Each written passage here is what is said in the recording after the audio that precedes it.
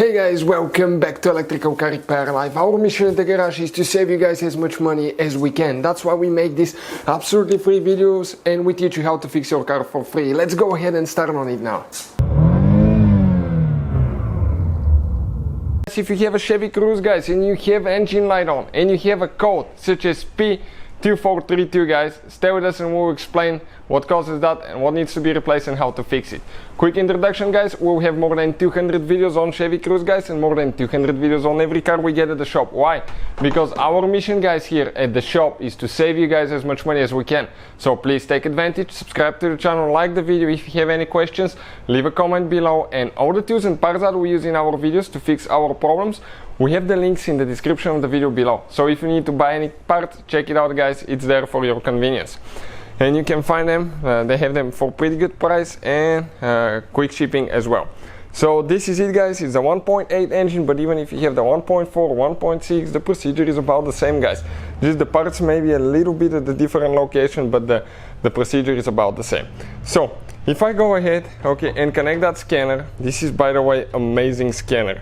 Okay, and it works on any car, not just on Chevy Cruze. You can, guys, read and delete codes from the engine computers, ABS computer, traction control, airbags. You can reset airbags, guys, diagnose the system, see live data.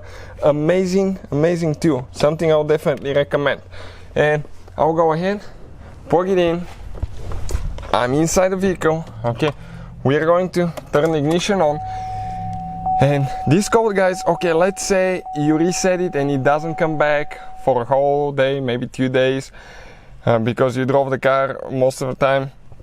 But then you let it sit for a while, for a few hours or on a cold day, the engine will get cold. And as a result, guys, excuse me, your secondary air pump, the injection pump, will be activated, because when the engine is cold, the exhaust system is cold, and the computer activates the air injection pump so it can pump some air, guys, in the exhaust, the catalytic converter. That way the car can burn cleaner. Okay, the catalytic converter will warm up and it will be more efficient and you will have less pollution. So our engine light is on, guys. We have that thing connected, so you will notice that this code will be activated only on cold starts usually. And we're going to select OBD. Check out the link, guys, if you need for the scanner, it's there, it's amazing too.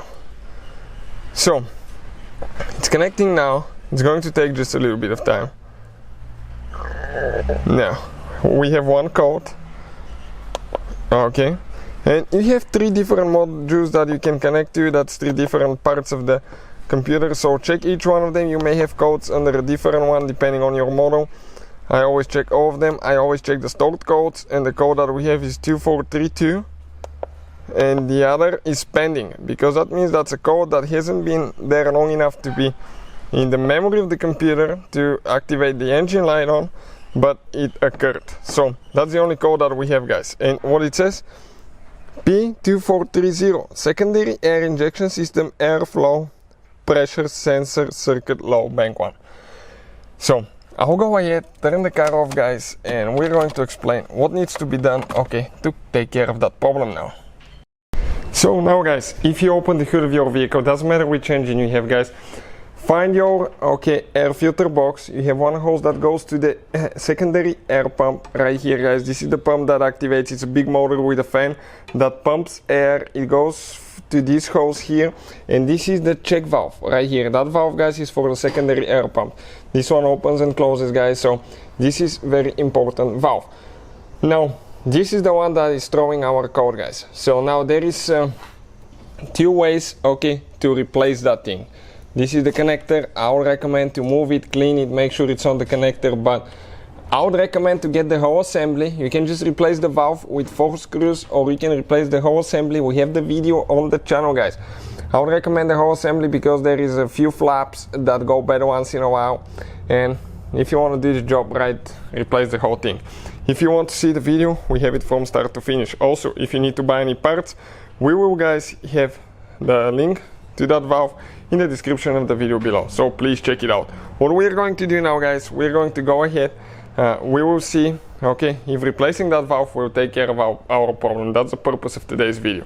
If you want to see the replacement, it will be on the channel as well. So The air injection pump valve, okay, it's been replaced, guys. We're ready to go ahead and put the car to the test. Steel coat engine. I'm going to go ahead and turn the ignition on. Okay, ignition switch is on. Now, what do we have here? We're going to go back. I'm going to try to read the codes to make sure the computer is still connected. Yep. We'll click erase codes. Perfect. Now, we'll go to read codes. Now I'm going to go ahead and start the car. I'll let it run for about 10-15 seconds. Even though if that valve doesn't work, okay, it will be an immediate thing. You're going to figure it out, guys, immediately. You can see the engine is cold, so the air pump is running. I can hear it, it's pretty noisy. There's bzzz on the front, so if you go ahead and get close to the air pump, you'll hear it running. So what I'll do while it's running, I'll recommend to have the ignition on only, but I need to check the codes like that quick. No pending code. So that definitely took care of our problem. Thank you for watching, guys. Please subscribe to the channel. Hopefully, guys, the video was helpful and we were able to save you money. We guys have more than 19,000 free repair videos on our YouTube channels. Check them out. We have videos that can save you thousands of dollars in future repairs. Thank you for watching and see you guys next time.